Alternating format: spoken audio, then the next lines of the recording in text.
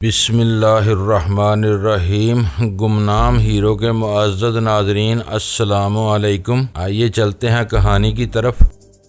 پہلوان کا اڈا اس علاقے میں عرصے سے قائم چلا رہا تھا۔ چرس کی مصنوعی قلت پیدا کر کے جب ہم نے اس شہر کے منشیات فروشوں کے ذریعے ہیروئن کی تقسیم کا جال پھیلایا تھا تو میں نے روپ بدل کر اس اڈے کا معائنہ کیا تھا۔ اس زمانے میں وہ اڈا آبادی سے قدرے الگ ایک وسیع پلاٹ پر قائم کیا گیا تھا اور پہلوان دن رات اپنے چیلوں کے ساتھ وہاں موجود رہ کر اپنے کاروبار کی دیکھ بھال کرتا تھا۔ اس وقت میں ڈینی کے روپ میں وہاں نہیں جا رہا تھا۔ اس وقت ڈینی شہر بلکہ ملک کا ایک اشتہاری مجرم تھا جس کی گرفتاری میں مدد دینے والے کے لیے $2,00,000 کا بیش قیمت انعام مقرر تھا۔ میری شناخت ظاہر ہوتے ہی اس خطیر انعام کے لیے پہلوان یا اس کے کسی ہواری کی رال ٹپک سکتی تھی۔ ایسے پرہول امکانات کے ازالے کے لیے میں نے اس ملاقات کے لیے دلاور آغا کا نام استعمال کرنے کا فیصلہ کیا تھا۔ میں جہانگیر سے الگ ہونے کے بعد ہوٹل میں قیام کے وقت سے دلاور کا نام اختیار کیے چلا رہا تھا، لیکن اس کے ساتھ آغا کا اضافہ میری کسی لاشعوری رو کا نتیجہ تھا۔ دلاور آغا خاصا روبدار اور بھاری بھرکم نام معلوم ہوتا تھا۔ میں نے حالات میں کوئی مثبت تبدیلی رونما ہونے تک وہی نام اختیار کیے رہنے کا فیصلہ کر ڈالا۔ پھر میرے ذہن میں کوئی ناآسودہ خیال رہ کر نشے اقرب کی طرح چبھنے لگا۔ میں سوچتا اور آگے بڑھتا رہا۔ جب میں ایک پان والے کے پاس رکنے کا فیصلہ کر چکا تھا تو اچانک میرے ذہن میں ایک جماکا سا ہوا۔ بچھو کا وہ چبھتا ہوا ڈنگ اپنے اصل روپ میں واضح ہوتا چلا گیا۔ دلاور آغا کا دلدار آغا سے ایک خاص صوتی آہنگ تھا۔ دلدار آغا شی کا ڈیڈی تھا جس نے میری بغاوت کے بعد شی کی مقامی قیادت سنبھالی تھی۔ ایک طرف وہ جاز فارماسیوٹیکل کمپنی کی آڑ میں ہیروئن بھرے کیپسول ملک سے باہر اسمگل کرتا تھا اور دوسری طرف شی کا کاروبار چلاتا تھا۔ وہ خبیث روئے زمین پر میرا سب سے بڑا اور بدترین حریف تھا۔ اس نے نہایت چال بازی کے ساتھ اپنی بے لوثی اور انسان دوستی کا ایسا ڈرامہ رچایا تھا کہ غزالہ اس کے اخلاق کی گرویدہ ہو گئی تھی اور اس خون آشام بھیڑیے نے معصوم بھیڑ کا لبادہ اوڑھ کر غزالہ کو اپنی بیوی بنا لیا تاکہ مجھے شکست کے بدترین احساس سے دوچار کر سکے۔ یہ ایک تلخ حقیقت تھی کہ دلدار آغا اپنی بھیانک موت تک غزالہ کا مجازی خدا بنا رہا تھا۔ اس کے فریب کا پردہ چاک ہونے کے بعد غزالہ ایک مدت تک ندامت سے مغلوب ہو کر مجھ سے منہ چھپاتی رہی۔ میں نے ایک طویل اور صبر آزما جدوجہد کے بعد اسے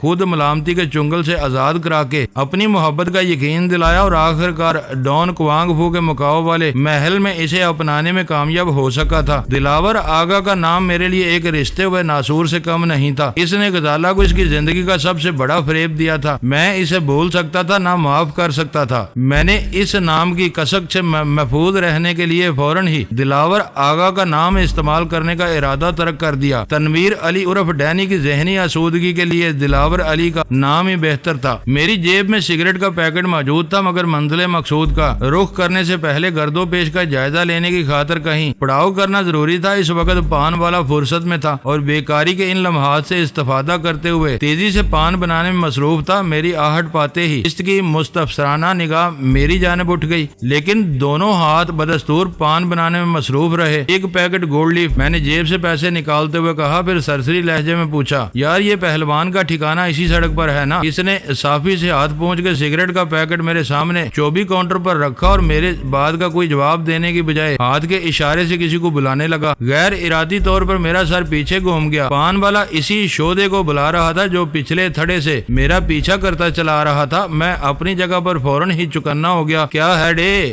راجے؟ سگریٹ نوش لنگڑے نے پان والے کی طرف آتے ہوئے دور ہی سے پوچھا۔ اس کی نظریں اس وقت زیادہ بے حجابی سے میرا جائزہ لے رہی تھی۔ پان والے نے اپنے کلے میں دبے ہوئے پان کی پیک کی پچکاری ایک طرف مارتے ہوئے منہ بگاڑ کے کہا، یار ذرا بھائی کو پہلوان کے ٹھکانے کا پتہ بتا دے۔ پتہ نہیں بیچارہ کس چکر میں آیا ہے، جاؤ ڈچکا تمہیں وہاں پہنچا دے گا۔ راجے نے میری دی ہوئی رقم کی بقایا لوٹاتے ہوئے ناصحانہ لہجے میں کہا، بس اتنی سی بات یاد رکھنا کہ پہلوان سے پھڈا کرنے والے اپنے پیروں پر چل کر ضرور آتے ہیں لیکن واپسی پر انہیں عیدی والے ہی اٹھا کر لے جاتے ہیں۔ وہاں کسی پھڈے بازی کا ارادہ ہے تو یہیں سے واپس لوٹ جاؤ، بہت مزے میں رہو گے۔ میں بونڈے انداز میں ہنس پڑا اور بولا، میں شریف شریف آدمی ہوں اور ایک ضروری کام سے آیا ہوں. تھوڑی دیر بعد میں تم سے ملتا ہوا واپس جاؤں گا. لنگڑے کی شخصیت کی طرح اس کا لقب بھی محمل اور عجیب تھا. میرے ذہن میں کوئی ایسا نام نہیں آ سکا جسے بگاڑ کر ڈشکا جیسے بےہودہ لفظ ایجاد کیا جا سکے. ڈشکے نے مجھے سوچنے کی مہلت نہیں دی. راجے کو آنکھ مار کے میری پشت پر ہاتھ مارا اور چھوٹی ٹانگ پر زور دے کر اپنی بڑی ٹانگ پر تقریباً اچھلتا ہوا آگے چل پڑا. میں لپک کر اس کے برابر میں ہو لیا. وہ مجھے کام کا آدمی نظر آ رہا تھا. استاد ڈشکے، میں نے اس کی انا کو ابھارنے کی نیت سے چند ثانیوں بعد کہا، دراصل مجھے پہلوان سے نہیں ٹونی سے ایک ضروری کام ہے. سنا ہے کہ وہ پہلوان کے اڈے پر ہوتا ہے. ڈشکا لمحہ بھر کے لیے چلتے چلتے رک گیا، پھر اپنا سفر جاری رکھتے ہوئے تلخی سے بولا، ذرا سی دیر میں تم نے دوسری بات کی ہے. مجھے تمہاری نیت خراب نظر آ رہی ہے. میں بتا دوں کہ راجے کا ایک ایک لفظ ٹھیک تھا. پہلوان کے سامنے پہنچتے ہی تم مارے جاؤ گے. وہ اڑتی چڑیا کے پر گن لینے والا آدمی ہے. تم اسے دھوکہ نہیں دے سکو گے. دھوکہ؟ میں نے حیرت سے دہرایا. پتہ نہیں تم میری نیت پر شبہ کیوں کر رہے ہو. اس نے ایک مرتبہ پھر رک کر برہم سی نظروں سے مجھے گورا، پھر بولا، نیت صاف ہے تو پھر تمہاری داہنی جیب باری کیوں ہے؟ نیک نیتی سے آنے والے ہتھیار بند نہیں ہوتے. اوہ، چلتے رہو. میں نے ایک گہرا سانس لے کر کہا، یہ معمولی سی بات ہے. میں اندر جانے سے پہلے ہی اپنا ریوالور تم کو دے دیتا. ہم جیسے لوگوں کو اپنی حفاظت کے لیے ہر وقت مسلح رہنا پڑتا ہے. ویسے میں تمہاری نظروں کی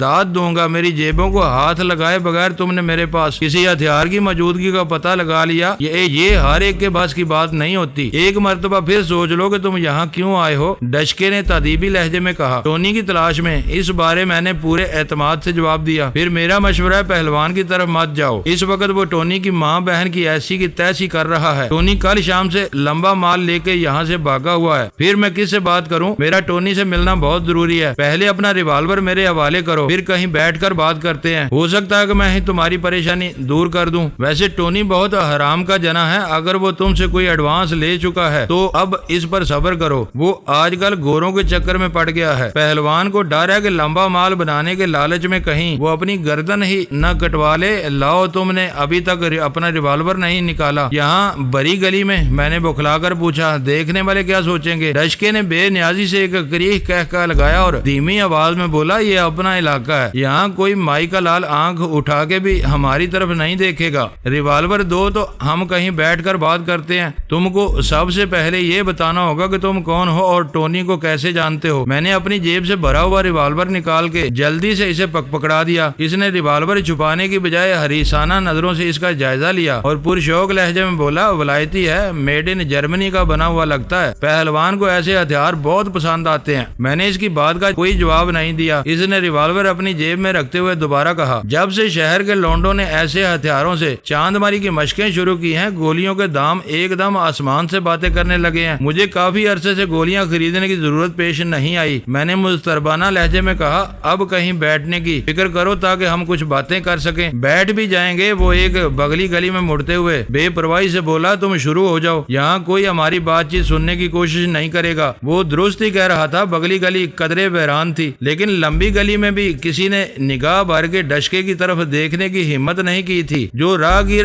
زیادہ دل والے تھے وہ اس کے ہاتھ میں دبے ہوئے ریوالور کو درز دیدہ نگاہوں سے دیکھتے ہوئے تیزی سے گزر گئے تھے. میں حیدرآباد سے آیا ہوں. میں نے فی البدیہہ بولنا شروع کر دیا. میں ہیر آباد میں کپیوں کا ٹھیکہ چلاتا ہوں. چرس اور ہیروئن بھی خاصی چلتی ہے. میں نے اڑتی خبر سنی ہے کہ ٹونی ڈینی کو اچھی طرح جانتا ہے. آج کل اس کی گرفتاری پر $2,00,000 کا انعام ہے. مجھے ایک دو ٹھکانوں پر شبہ ہے مگر میں ڈینی کو نہیں پہچانتا. سوچ رہا تھا کہ ٹونی مل کر کام کرنے پر راضی ہو جائے تو ہم دونوں انعام کی آدھی رقم کے مالک بن سکتے ہیں. ڈشکا چلتے چلتے ایک دکان کے بند شٹر کے آگے بنی ہوئی پختہ سیڑھی پر بیٹھ گیا. اس طرف تقریباً سناٹا ہی تھا. وہ اپنے لیے ایک نئی سگریٹ سلگانے کے بعد بولا، پہلوان مخبری سے نفرت کرتا ہے. اس نے بھی ڈینی والا اشتہار دیکھا تھا اور اخبار کے چیتڑے اڑا دیے تھے. وہ ڈینی کا بہت پرانا قدردان ہے. کہہ رہا تھا کہ کوئی حرام کا پلہ ہی ڈینی کو پکڑوا سکتا ہے ورنہ کوئی اصل کا نطفہ اس لالچ میں نہیں آئے گا. ڈینی نر کا بچہ ہے. اپنا شکار خود کھیلتا اور کھاتا ہے. گورے اپنی دم کے گھوڑے کھول کر بھی اس کی گرد کو نہیں پہنچ سکتے. وہ تمہاری بات سنتے ہی تمہارے منہ پر زناٹے دار تھپڑ رسید کر کے بگا دیتا. ڈینی کو پہلوان کے کئی آدمی جانتے ہیں لیکن کوئی بھی تمہارا ساتھ نہیں دے گا. تمہیں کیسے پتا چلا کہ گورے ڈینی کے دشمن ہو رہے ہیں؟ اس نے پوچھا. پورے شہر کو معلوم ہے. وہ میری بے خبری کا مضاحکہ اڑاتے ہوئے بولا، $1 میں انعام کا اعلان گورے ہی کر سکتے ہیں. یہ کھیڑا انہی کا پھیلایا ہوا ہے، اور تم نے یہ بھی کہا تھا کہ ٹونی گوروں کے چکر میں پڑا ہوا ہے۔ میں نے اسے یاد دلایا، کہا تھا، اس نے سارا لاگے اقرار کیا۔ آج صبح کسی گورے نے ٹونی سے رپورٹ لینے کے لیے فون کیا تو وہ بہت گرم تھا، اس نے اسے بلڈی باسکٹ اور خدا جانے کون کون سی انگریزی گالیاں دے کر جھاڑ دیا۔ بعد میں پہلوان نے اپنے آدمیوں سے پوچھ گچھ کی تو اسے پتا چلا کہ کل اسے گورے نے ٹونی سے فون پر دیر سے بات کی تھی۔ دوپہر کو کوئی بچہ ٹونی کے لیے ایک بند لفافہ لایا تھا جس میں نوٹ تھے۔ ٹونی نے پہلوان کو کچھ بتائے بغیر دوڑ لگا دی اور اچانک ابھی تک غائب ہے، مگر کسی گورے کو پہلوان کے اڈے کا فون نمبر اور ٹونی کا نام کیسے معلوم ہوا؟ میں اس کے بہکنے یا بھڑکنے سے پہلے کام کی ہر بات اگلوا لینے کی کوشش کر رہا تھا۔ پہلوان بھی یہی سوچ کر پاگل ہوا جا رہا ہے۔ اشکا درست لہجے میں بولا، ٹونی کچھ دن پہلے بدرو دادا سے ٹوٹ کر اس اڈے پر آیا تھا، یہ بات بہت کم لوگوں کو معلوم ہے۔ پہلوان کو شبہ ہے کہ یہ گند بدرو نے پھیلایا ہے، اسی نے گورے کو ٹونی کے بارے میں بتایا ہوگا، مگر کیوں؟ اسے گورے کے پاس جانے کی کیا ضرورت تھی؟ یہ اندر کی سیاست معلوم ہوتی ہے، شاید بدرو اور ڈینی میں ٹھنی ہوئی ہے۔ ٹونی کا پتہ بتانے کے بجائے وہ گورے کو اپنے آدمی بھی دے سکتا تھا۔ اس کے صرف دو آدمی ڈینی کو پہچانتے ہیں، عبدل اور ولی، جنہوں نے اپنے ٹرک سمیت پشاور میں پکڑے گئے تھے اور آج کل پیش ہونے کے انتظار میں جیل کاٹ رہے ہیں۔ پھر تو پہلوان کو بدرو کا گلا پکڑ لینا چاہیے۔ اپنے گھر کی آگ وہ ان کے اڈے تک پھیلا رہا ہے۔ ٹونی واپس نہ آیا تو کچھ نہ کچھ ہو کر رہے گا، وہ پربسوخ لہجے میں بولا۔ تم بھی اپنے دل سے ڈالروں کا لالچ نکال دو۔ ڈینی اس شہر میں اکیلا نہیں ہے، میں دوسروں کے بارے میں کچھ نہیں کہہ سکتا، لیکن پہلوان اس کا جگری یار ہے۔ جس نے بھی ڈینی کو نقصان پہنچانے کی کوشش کی وہ پہلوان کی بھیانک مار سے نہیں بچ سکے گا۔ پہلوان اپنے دشمنوں کو مارتا کم اور گھسیٹتا زیادہ ہے۔ وہ اپنی رو میں بولے جا رہا تھا اور میں دل ہی دل میں اس کی ہرزہ سرائی پر ہنس رہا تھا۔ بھلا اس شہر میں مجھ سے زیادہ تنہا کون تھا؟ لاکھوں کے ہجوم میں میرے جو چند ہمدرد اور شناسہ تھے، میں ان سے بھی نہیں مل سکتا تھا۔ وہ پہلوان کو میرا جگری یار قرار دے رہا تھا، جبکہ میری اور اس کی واقفیت ایک دو سرسری سی کاروباری ملاقاتوں سے زیادہ نہیں تھی۔ خود اس کا یہ حال تھا کہ میں بنفس نفیس اس کے سامنے موجود تھا اور وہ مجھے پہچاننے سے قاصر تھا۔ تم ڈینی کو پہچانتے ہو؟ میں نے اس کے جھوٹ کو پرکھنے کے لیے سوال کیا۔ وہ جب بھی ادھر آتا تھا ڈشکے کے ساتھ دودھ پتی ضرور پیتا تھا۔ اس نے اتنے فخر اور اعتماد کے ساتھ سفید جھوٹ بولا کہ میری جگہ کوئی اور ہوتا تو اس کے دعوے پر ایمان لے آتا۔ میں خود ایک مدت سے زیر زمین دنیا سے کٹا ہوا تھا۔ میرا خیال تھا کہ لوگوں نے مجھے بلا دیا ہے، لیکن ایسا نہیں تھا۔ ان حلقوں میں میری کہانیاں مبالغہ آرائی کے ساتھ گردش کرتی رہتی تھی۔ جرائم پیشہ لوگ جب اپنوں میں کسی کی برتری مان لیتے ہیں تو اس کی تعریف و توصیف میں مبالغے کی آخری حدود کو بھی عبور کر جاتے ہیں۔ شاید انہی رجحانات نے ڈشکے جیسے شیخی خورے کو افراد کی نظروں میں مجھے ایسا اندیکھا کردار بنا دیا تھا جس کی کہانیاں اس کے وجود سے زیادہ مقبول اور مشہور ہو جاتی ہیں۔ اس نے اپنی عقیدے کے ساتھ میرا ہمراہ دودھ پتی کی چائے پینے کا ذکر کیا تھا کہ اس کے جھوٹ پر بھی میرا دل اس کوزہ پشت لنگڑے کے لیے موم ہو گیا تھا۔ یہ بدرو دادا کہاں ہوتا ہے؟ لمحہ بھر کے توقف کے بعد میں نے پوچھا۔ پہلوان کہہ رہا تھا کہ ڈینی سے پنگا لینے کے بعد وہ کسی خوفزدہ چوہے کی طرح چھپتا پھر رہا ہوگا، لیکن ماری پور کے ٹرک سٹینڈ سے اس کا کوئی نہ کوئی سراغ مل سکتا ہے۔ پھر وہ چونک کر بولا، مگر تم یہ سب کیوں پوچھ رہے ہو؟ میں کہہ رہا ہوں کہ ڈالروں کا خناس اپنے دماغ سے نکال دو، ورنہ تمہیں بھی شہر میں کہیں امان نہیں مل سکے گی۔ میں ڈالروں کو بھول چکا ہوں، میں نے پہلی بار مسکراہٹ کے ساتھ کہا۔ تمہاری تقریر سننے کے بعد میں خود بدرو دادا کی سرکوبی کے بارے میں سوچ رہا ہوں۔ تم گورے کے بارے میں کچھ بتا سکو تو میں اس پر بھی ہاتھ ڈالنے کی کوشش کر سکتا ہوں۔ وہ فون پر سنائی دینے والی ایک آواز سے زیادہ کچھ بھی نہیں ہے، وہ مایوسانہ آواز میں بولا۔ وہ صدر کا کوئی کرنٹا بھی ہو سکتا ہے۔ پہلوان نے فون پر اس کی ٹوٹی پھوٹی اردو سن کر اندازہ لگایا ہے کہ وہ کوئی گورا ہوگا، لیکن کون جانے کہ وہ کیا بلا ہے۔ میں تمہاری ہر بات مان چکا ہوں، اگر اب پہلوان سے مل لیا جائے تو کیسا رہے گا؟ بیکار، اس نے بلا توقف اپنا فیصلہ صادر کر دیا۔ تمہاری ہر بات کا جواب مل چکا ہے، اب کسی مقصد کے بغیر پہلوان کی زیارت سے کیا حاصل ہوگا؟ 10-5 گالیاں کھا کے منہ لٹکائے واپس لوٹ آؤ گے۔ اس وقت وہ غصے میں گن چکر بنا ہوا ہے۔ اپنی بات ختم کرتے ہی وہ جو اچانک اٹھ کر کھڑا ہوا جیسے اسے کوئی اہم بات یاد آ گئی ہو۔ تم 1 منٹ بیٹھو، میں ابھی آتا ہوں، یہ کہہ کر وہ سامنے کے ایک بسیدہ اور کھلے ہوئے دروازے میں داخل ہو گیا۔ اس وقت اس کی چال میں غیر معمولی تیزی آ گئی تھی۔ میں نے وقت گزاری کے لیے سگریٹ سلگا لی، مجھے مجھے خوشی تھی کہ میرا وہاں آنا رائگاں نہیں گیا تھا۔ ڈشکے کی کھلی کھلی باتوں نے صورتحال کو ایک واضح رخ دے دیا تھا۔ یقینی طور پر بدرو دادا ہی پسے پشت رہ کر ایلن کی مدد کر رہا تھا اور اس وقت وہی دونوں میرے سب سے بڑے حریف تھے۔ میں نے پختہ سیڑھی پر بیٹھے بیٹھے ایک سگریٹ ختم کر کے بے خیالی میں دوسری سگریٹ بھی سلگا لی۔ پھر مجھے اچانک تشویش ہونے لگی۔ ڈشکا 1 منٹ واپسی کا وعدہ کر کے اس بسیدہ مکان میں گیا تھا، لیکن کافی دیر گزر جانے کے باوجود اس کی واپسی کے کوئی آثار نہیں تھے۔ دوسری طرف میرے ذہن پر یہ فکر بھی مسلط تھی کہ مجھے غزالہ سے رخصت ہوئے کافی دیر ہو چکی تھی۔ اسے بہت بے چینی سے میری واپسی کا انتظار رہا ہوگا۔ میں اضطراری طور پر سیڑھی سے اٹھ کر اس کھلے ہوئے بسیدہ دروازے کی طرف بڑھ گیا جس میں ڈشکا داخل ہوا تھا۔ بے پردگی کے خیال سے میں نے براہ راست دروازے کے سامنے جانے کی بجائے ایک پہلو میں کھڑا ہو گیا۔ ابھی زبان میں ڈشکا کو آواز دیتے ہوئے میرے ذہن پر جھنجھلاہٹ سوار ہونے لگی۔ وہ ایسا ہی بےہودہ اور محمل تحقق تھا کہ اسے دہراتے ہوئے خواہ مخواہ غصہ آنے لگتا تھا۔ دوبارہ آواز دینے کے باوجود دوسری جانب سے کوئی آواز سنائی نہ دی، نہ کوئی اور رد عمل سامنے آیا۔ تب مجھے ادراک ہوا کہ اس دروازے کے پیچھے غیر معمولی سکوت چھایا ہوا تھا۔ میں جھجکتے ہوئے اس کھلے ہوئے دروازے کے سامنے ہوا تو یہ دیکھ کر میری کھوپڑی بنا گئی کہ اس کے پیچھے ویرانی کا راج تھا۔ اندر کوئی تنفس تھا، نہ ہی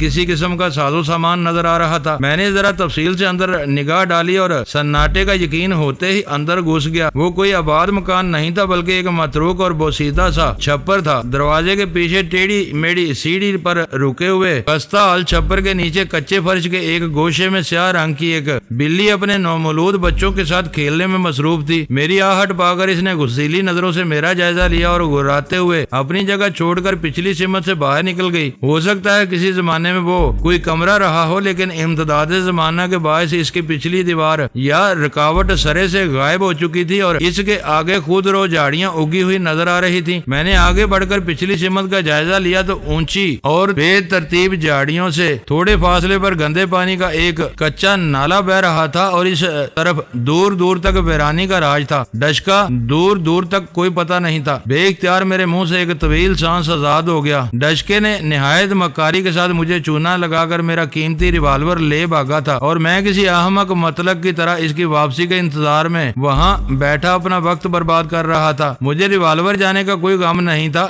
وہ میرے پاس میں آیا تھا اور اسی طرح نکل گیا تھا۔ اس کے ہتھیانے کے لالچ ڈشکا نے مجھے جو کچھ بتایا تھا وہ بہت اہم تھا۔ اس سودے بازی کے لیے میں ایک ریوالور تو کیا، اس سے کئی گنا زیادہ رقم بھی خرچ کرنے پر آمادہ ہو سکتا تھا، لیکن مجھے جلاہٹ اس بات کی تھی کہ ڈشکے جیسے ایک معمولی اور عیبی بدماش نہایت مکاری کے ساتھ مجھے چونا لگا گیا تھا اور میں آخر تک اس کی چال کو نہیں سمجھ سکا تھا۔ اس انکشاف کے بعد میرا وہاں رکنا بے سود تھا۔ میں واپسی کے لیے چل دیا۔ بغلی گلیاں عبور کر کے میں بڑی گلی میں پہنچا تو راجہ پان اپنے کام میں مصروف ہونے کے باوجود شاید میری واپسی کا خواہاں تھا۔ اس پر نظر چار ہوتے ہی میں اس کے کیبن کی طرف بڑھتا چلا گیا۔ وہ اپنے ہونٹوں پر چبھتی ہوئی زومانی سی مسکراہٹ لیے دکان میں موجود گاہکوں کو نپٹاتا رہا۔ میں خاموشی سے پیچھے اس کے فارغ ہونے کا انتظار کرتا رہا۔ کیا ہوا؟ مل آئے پہلوان سے۔ اپنے گاہکوں کو رخصت کرنے کے بعد راجہ نے مجھے مخاطب کیا تو میں نے محسوس کیا اس کے لہجے پر استفہام سے زیادہ طنز کا عنصر غالب تھا۔ پہلوان سے ملاقات تو بڑی بات ہے، میری ڈشکے سے پوری ملاقات نہیں ہوئی۔ کیوں؟ اس نے نیم با آنکھوں سے میری طرف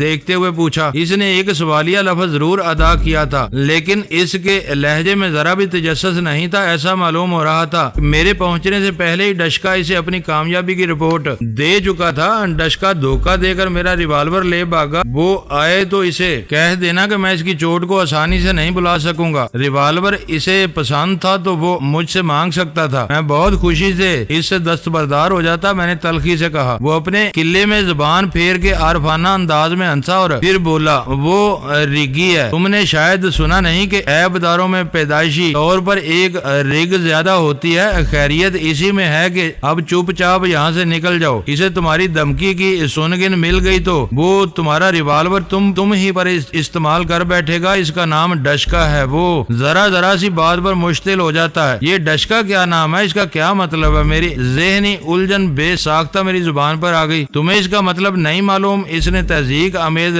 انداز سے پوچھا۔ نہیں، میں نے اس جاہل پان فروش کے مقابلے میں اپنی کم علمی پر دل میں خجالت محسوس کرتے ہوئے کہا۔ کیا معنی ہوتے ہیں اس کے؟ ڈشکا وہ فضا میں دونوں ہاتھوں کو گھما کے بولا۔ لہجہ بھر کے ڈرامائی توقف میں میرے سپاٹ چہرے کا جائزہ لینے لینے کے بعد اس نے کہا، اپنی بات کی مزید وضاحت کی، کمال ہے کہ تم اسے مل کر بھی ڈشکا کے معنی نہیں سمجھ سکے۔ ڈشکا بس ڈشکا ہوتا ہے، یوں سمجھ لو کہ ڈشکا بڑی آفت شے ہوتا ہے۔ مجھے فوراً ہی اپنی حماقت کا احساس ہو گیا اور میں سر جھٹک کر وہاں سے چل دیا۔ واپس غزالہ تک پہنچنے سے پہلے میں نے اس کو پوزا، پشت اور لنگڑے کو بلانے کی کوششیں کی، لیکن میرے ذہن میں رہ کر اس کی عجیب و غریب عرفیت گونجتی رہی۔ مجھے یوں محسوس ہو رہا تھا جیسے بازاری لڑکوں کی بھیڑ میں مجھے ڈشکا ڈشکا کہہ کر چڑھا رہی ہو۔ میں گاڑی کے قریب پہنچا تو غزالہ ساری کھڑکیوں کے شیشے چڑھائے محبوس اور فکر مند بیٹھی ہوئی تھی۔ مجھے دیکھتے ہی اس کے چہرے پر بشاشت کی لہر دوڑ گئی۔ ڈرائیونگ سیٹ پر بیٹھ کر انجن سٹارٹ کرتے ہوئے میں نے محسوس کیا کہ قرب و جوار میں موجود ہر شخص گہری توجہ سے ہماری طرف نگراں تھا۔ پہلوان سے ملاقات کیسی رہی؟ گاڑی حرکت میں آنے سے غزالہ نے پوچھا۔ ڈشکا میرے منہ سے بے ساختہ نکلا۔ اپنی حماقت کا احساس ہونے پر میں فوراً ہی ہنس پڑا۔ یہ ڈشکا کیا بولا ہے؟ غزالہ نے حیرت سے سوال کیا۔ کمر پر ہلکا سا کبڑ، چیچک زدہ چہرہ، بڑی بڑی چمکدار آنکھیں، ایک ٹانگ دوسری سے چھوٹی، جس آدمی میں یہ ساری خوبیاں ہوں وہ ڈشکا کہلاتا ہے۔ پتہ نہیں آپ کیا کہنا چاہ رہے ہیں، وہ پرتشویش لہجے میں بڑبڑائی۔ میں نے اس کا تجسس دور کرنے کے لیے تفصیل دہرانی شروع کر دی۔ وہ نوسر باز ضرور تھا، لیکن میرا خیال ہے کہ وہ آپ کے لیے پہلوان سے زیادہ سود مند ثابت ہوا ہے۔ میری پوری کہانی سن لینے کے بعد غزالہ بولی، پہلوان سے آپ اتنی زیادہ اور کھلی کھلی باتیں نہیں کر سکتے تھے۔ معلوم ہوتا ہے ان لوگوں کو ابھی تک ٹونی کی موت کی خبر نہیں ملی ہے۔ میرا تو خیال ہے کہ ابھی تک ایلن کو بھی ٹونی کے قتل کی اطلاع نہیں ملی ہے، ورنہ وہ اسے رپورٹ لینے کے لیے پہلوان کے اڈے پر فون نہ کرتا۔ ہو سکتا ہے کہ پولیس کی کوئی گاڑی اس میدان کی طرف پہنچی ہی نہ ہو جہاں ہم نے ٹونی کی لاش پھینکی تھی۔ یہی بات قرینے قیاس نظر آتی ہے۔ اخبارات میں اس کی تلاش کے بارے میں کوئی خبر نہیں ہے۔ اس وقت تک ریسٹ واچ کی سوئیاں 10 کے ہندسے سے آگے نکل چکی تھی اور ہمیں شہر میں مزید آوارہ گردی کی ضرورت نہیں رہی تھی۔ ہم براہ راست کلفٹن کی کسی اسٹیٹ ایجنسی کا رخ کر کے اپنے لیے کسی جائے پناہ کی تلاش کی کوششوں کا آغاز کر سکتے تھے۔ کلا کوٹ سے واپسی کے سفر میں میرا ذہن مسلسل سلطان شاہ اور ویرا میں الجھا رہا۔ ہم جن حالات میں ان دونوں سے رخصت ہوئے تھے وہ حوصلہ افزا نہیں تھے۔ میں دل ہی دل میں دعائیں مانگ رہا تھا کہ 3 بجے وہ دونوں ٹھیک ٹھاک حالات میں لال کوٹھی کے بس اسٹاپ پر پہنچ جائیں جہاں سے مجھے ان کو لینا تھا۔ سفر سکون اور خاموشی سے طے ہوتا رہا۔ میری روداد سن کر لینے کے بعد غزالہ کو سوچنے کے لیے بہت مواد مل چکا تھا، اس لیے وہ اپنی سوچوں میں گم تھی اور میں آگے کے منصوبے بنا رہا تھا۔ کلفٹن کا پل عبور کرنے کے بعد میں نے اپنے طے شدہ پروگرام کے مطابق ایک اسٹیٹ ایجنسی کے سامنے گاڑی روک لی۔ بیرونی دیوار میں شیشے ہی شیشے نصب تھے اور اس خوش نما دفتر پر بونگی اسٹیٹ ایجنسی کا بورڈ نمایاں نظر آ رہا تھا۔ میں انگریزی میں لکھا ہوا وہ نام پڑھ کر دل ہی دل میں ہنسے بغیر نہ رہ سکا۔ غزالہ کو کار میں چھوڑ کر میں اندر داخل ہوا تو وہ پتلا لیکن گہرا دفتر نہایت فعال ایئر کنڈیشن کی زاد میں آیا ہوا تھا۔ دفتر میں شروع سے آخر تک ایک ہی سائز اور ساخت کی 2 عدد میزیں پڑی ہوئی تھیں، جن میں سے بیشتر کے پیچھے خوش پوش نوجوان اردو اور انگریزی اخبارات اپنے سامنے پھیلائے ٹیلی فون پر مصروف تھے یا پھر کاغذات کی ورق گردانی کر رہے تھے۔ دفتر کی خوبی یہ تھی کہ میزوں کی ترتیب، ساخت یا سائز سے یہ اندازہ لگانا ممکن نہیں تھا کہ وہاں کون مالک اور کون ملازم ہے۔ اس مکمل ابہام کے باوجود وہ دفتر لوارس نہیں تھا۔ میرے اندر پہنچتے ہی داہنی طرف کی پہلی میز کے پیچھے براجمان ایک صحت مند نوجوان نے مجھے خوش آمدید کہہ کے میری آمد کا مدعا جاننا چاہا۔ اس کی خوش خلقی نے مجھے حوصلہ دیا اور میں نے مسکراتے ہوئے کہا، یہ باتیں بعد میں ہوتی رہیں گی، پہلے میں یہ جاننا چاہوں گا کہ ایجنسی کے نام کے بارے میں اتنے انکسار سے کیوں کام لیا گیا ہے۔ پہلے سے بہت سے لوگ بونگے کام کرتے ہیں لیکن زندگی بھر اس کا اعتراف نہیں کرتے۔ تمہاری ایجنسی نے اپنے بونگے پن کو اشتہار بنا کر رکھ دیا ہے۔ وہ خفت امیز انداز میں ہنسا اور بولا، شاید آپ کو پڑھنے میں مغالطہ ہوا ہے، یہ بونگی نہیں بون جی اسٹیٹ ایجنسی ہے۔ ساری گڑبڑ جی کی معلوم ہوتی ہے، اسے جیم کی جگہ استعمال کیا گیا ہے مگر آپ نے اسے گاف پڑا ہے۔ آپ پہلے آدمی ہیں جس نے اس تلفظ کی نشاندہی کی ہے۔ کمال ہے، میں نے حیرت سے کہا، تمہارے گاہکوں میں سے کسی نے اس بات کو نوٹ نہیں کیا؟ معلوم ہوتا ہے کہ یہ دفتر حال ہی میں قائم کیا گیا ہے۔ ہم 3 سال سے اپنے معزز گاہکوں کی خدمت کر رہے ہیں۔ اس نے عاجزانہ لہجے میں مجھے آگاہ کیا، آج تک کسی نے ہمارے نام کو بون جی کے سوا اور کچھ نہیں سمجھا۔ شاید وہ درست ہی کہہ رہا رہا تھا، قدیم علاقائی ناموں کو انگریزی کے قالب میں اپنانے کا کاروباری رجحان ان دنوں زوروں پر تھا۔ سائیں جی اور بابا حبش سے لے کر علی بابا اور محمد محمد لیلا جیسے خالص مشرقی نام انگریزی میں اپنائے جا رہے تھے۔ حد یہ تھی کہ ان مشرقی ناموں کو اپنانے والے اپنی اسٹیشنری سے تشہیری مواد تک کہیں بھی اردو کو متبادل یا وضاحتی زبان کے طور پر استعمال نہیں کرتے تھے، جس سے اس نام کے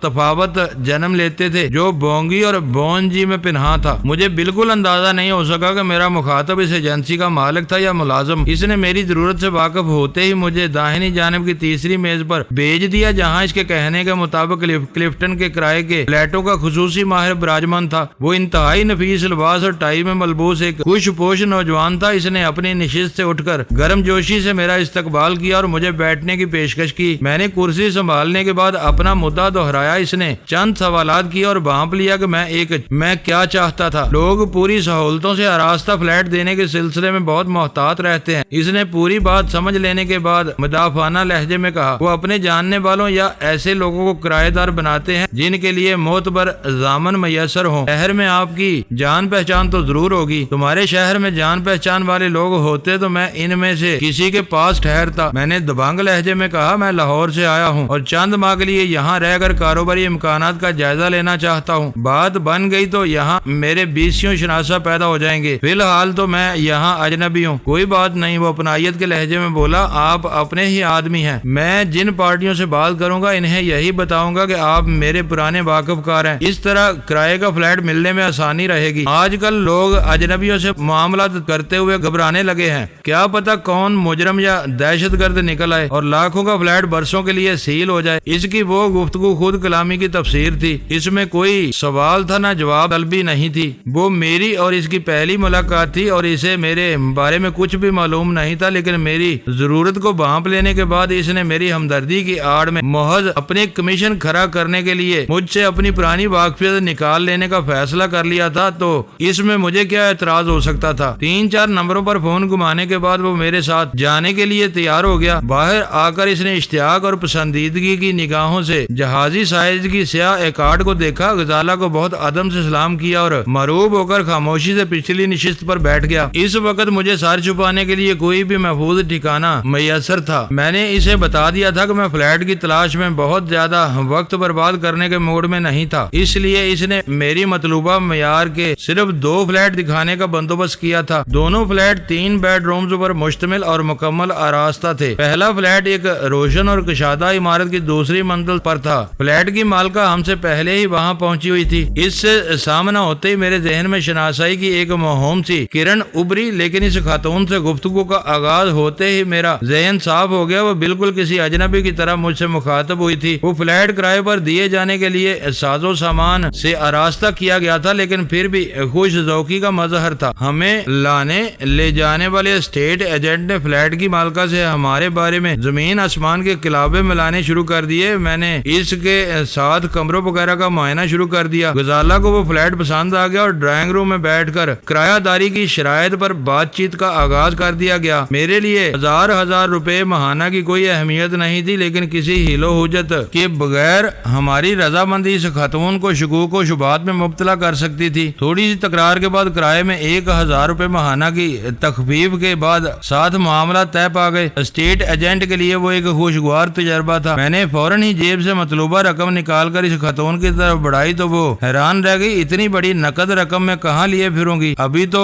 معاہدے کے کاغذات اور رسید وغیرہ بھی بننی ہے۔ آپ فلیٹ کے قبضہ کب لینا چاہتے ہیں؟ قبضہ تو ہم لے ہی چکے ہیں، غزالہ نے ہنس کے کہا۔ کاغذی کارروائیاں ہوتی رہیں گی، بس یہ سمجھیں کہ ہم اس لمحے سے آپ کے کرایہ دار بن چکے ہیں اور اب اس فلیٹ میں آپ ہماری مہمان ہیں۔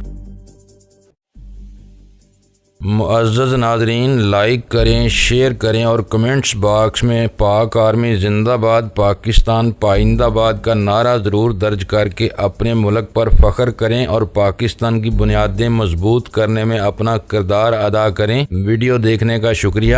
معزز ناظرین، اپنا خیال رکھیے گا اور ہمارے چینل کا بھی۔